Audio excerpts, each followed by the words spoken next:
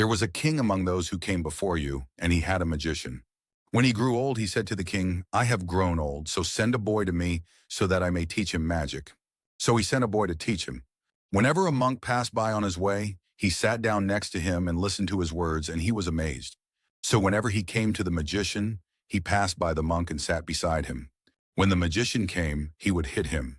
He complained to the monk, who said, If you fear the magician, say, My family has detained me. And if you fear your family, say the magician has detained me. While he was like that, he came upon a huge beast that had detained the people. He said, Today I know whether the magician is better or the monk is better. So he took a stone and said, O Allah, if the monk's command is more beloved to you than the command of the magician, then kill this beast so that the people may pass. So he threw it and killed it, and the people passed. Then he came to the monk and informed him.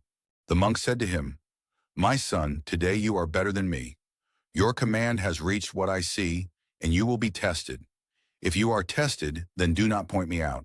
The boy used to heal the blind and the leper, and he treats people from all diseases. Then a companion of the king who had gone blind heard of this, so he came to him with many gifts. He said, What is here is all yours if you heal me. He said, I do not heal anyone, only God heals. If you believe in God, I will call upon God and he will heal you. So he believed in God and God healed him. Then he came to the king and sat down next to him as he used to sit. Then the king said to him, Who is this? He has restored your sight to you. He said, my lord. He said, And you have a lord other than me?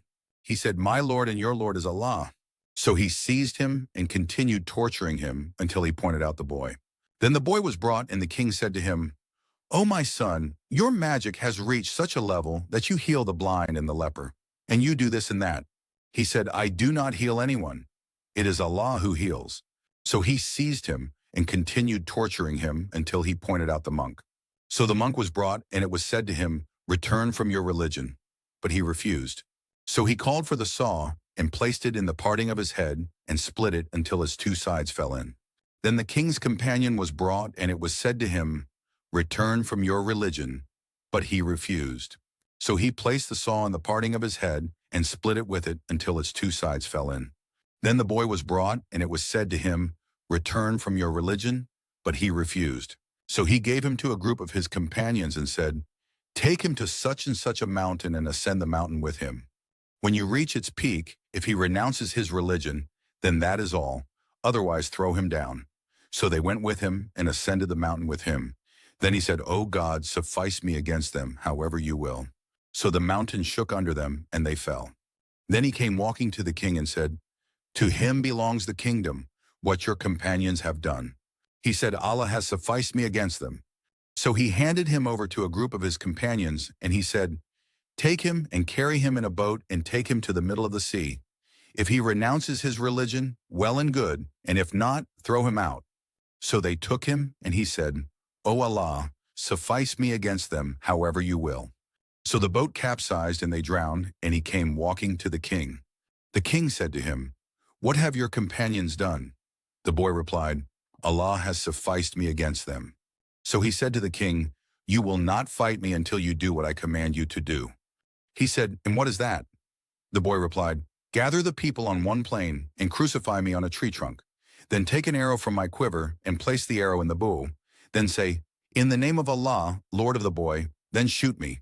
If you do that, I will be killed. So he gathered the people on one plain and crucified him on a tree trunk. Then he took an arrow from his quiver and put the arrow in the bow. Then he said, In the name of Allah, Lord of the boy. Then he shot him, and the arrow fell in his temple, between his eye and earlobe. So he put his hand on his temple in the place of the arrow, and he died. So the people said, We believe in the Lord of the boy. We believe in the Lord of the boy. We have believed in the Lord of the boy. Then the king was brought, and it was said to him, Have you seen what you were fearing? By God, your fear has come upon you. The people have believed. So he ordered that the trench be dug. And he said, Whoever returns to worship me will be saved, and whoever resists will be thrown into the trench. So they did so until a woman came with her boy, and she hesitated to fall into it. So the boy said to her, O mother, be patient, for you are on the truth.